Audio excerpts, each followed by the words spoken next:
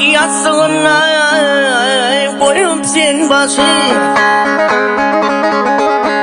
gaflet yastığına koyup sen başı, kapılarda meymun çölmey dur.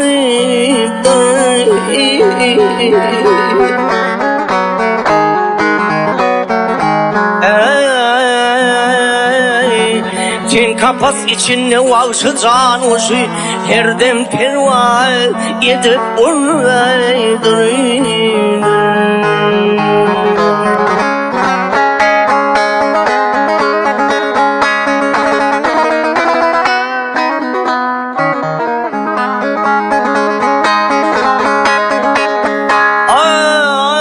Yavşalardan bir nesihat alır, yavşalardan bir nesihat alır, gitti kervene yakalanmağır yine vay.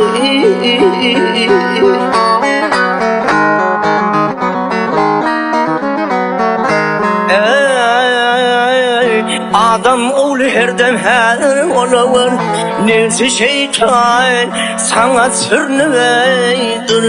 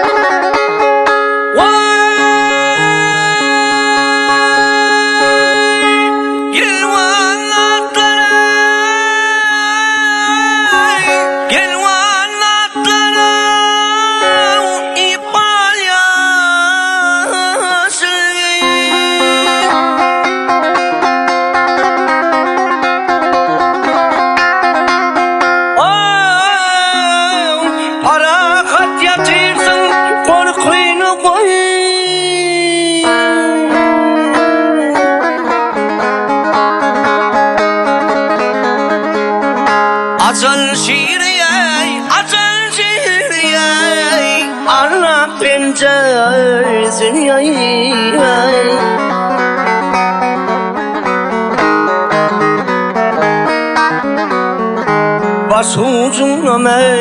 Başucunama alıp gelmey durur.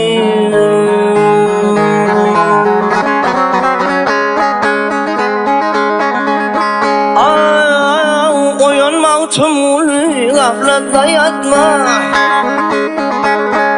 uyanma tümülü gaflette yatma, mana mağrurey bulup mehnete bakma.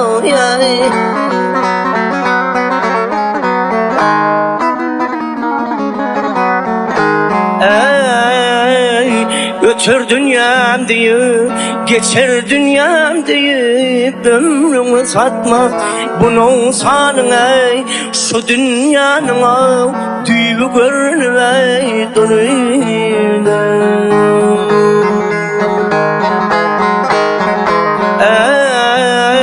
Ötür dünyam deyip ömrümü satma. Şunun sanına, yalan senin düğü görünmey durur.